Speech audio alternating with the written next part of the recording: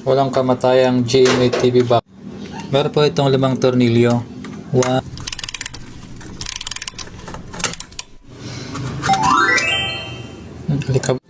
Tapos meron pa pong isa dito dyan.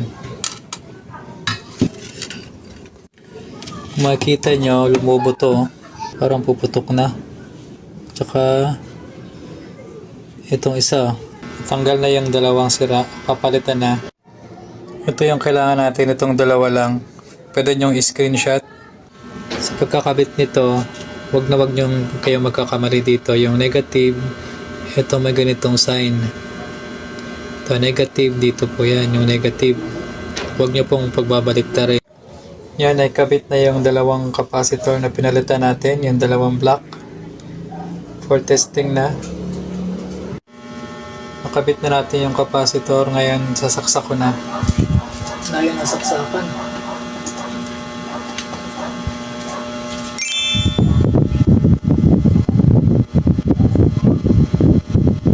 Ayun, power na. Kung may click kayo sa video na ganito, pwede po kayo mag-follow.